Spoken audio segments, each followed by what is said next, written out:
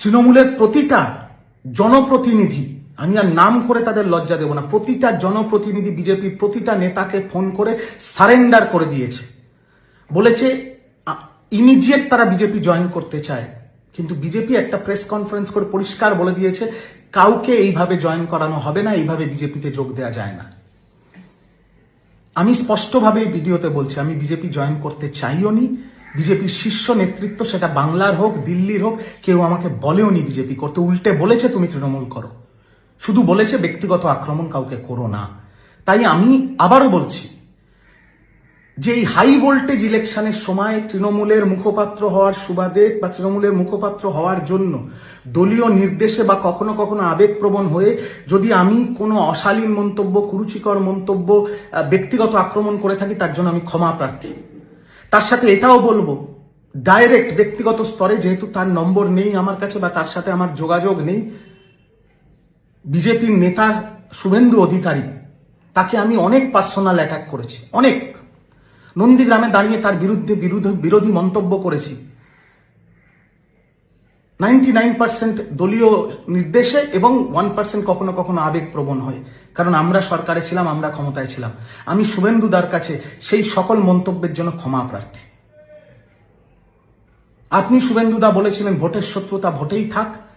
আমি আশা করব বিরোধী কর্মী এবং বিরোধী কর্মীদের পরিবার এবং বিরোধী কর্মীদের জীবন জীবিকাকে আপনি সুরক্ষিত রাখবেন, আপনি রক্ষা করবেন এবং আপনার পার্টি এবং আপনার সরকার রক্ষা করবে, যেভাবে বিগত 2 দিন ধরে আপনারা করছেন। আমি আরেকটা কথা বলতে চাই, একটা আমার ভিডিও ভাইরাল, দলের পক্ষ থেকে দলের মুখপাত্র হিসেবে, দলের লাইন হিসেবে যে লাইনটি আমাদের দলের সাংসদরা আগেও বলেছেন, সেটা নিয়ে আমি একটা দলের হেডকোয়ার্টার থেকে একটা ভিডিও করেছিলাম ইলেকশন কমিশনের পুলিশ অবজারভারদের বিরুদ্ধে। কাউকে ব্যক্তিগত মন্তব্য করিনি, কাউকে ব্যক্তিগত নাম নিয়ে আক্রমণ করিনি, সম্পূর্ণ রাজনৈতিক বিষয় ছিল।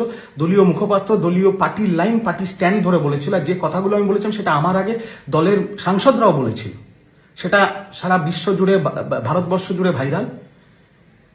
এবং সেই ভিডিওটাও আমি আমার বাড়িতে করিনি বা আমার ব্যক্তিগত ফেসবুকে পোস্ট করিনি, সেটা দলীয় অফিসিয়াল হ্যান্ডেল থেকে ছাড়া হয়েছে। তার জন্য আমি বলতে চাই যে এটা ব্যক্তিগত কোনো মন্তব্য ছিল না, এটা দলীয় মন্তব্য ছিল, পার্টি লাইন ছিল। আর আমি দলের মুখপাত্র হিসেবে আমার কাজটা করেছিলাম।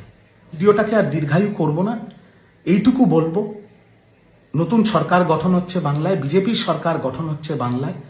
কে মুখ্যমন্ত্রী হবে, কে মন্ত্রী হবে, সেটা তাদের দলের অভ্যন্তরীণ বিষয়, সেটা নিয়ে মন্তব্য করার আমার কোনো জায়গা নেই, কোনো অবকাশ নেই।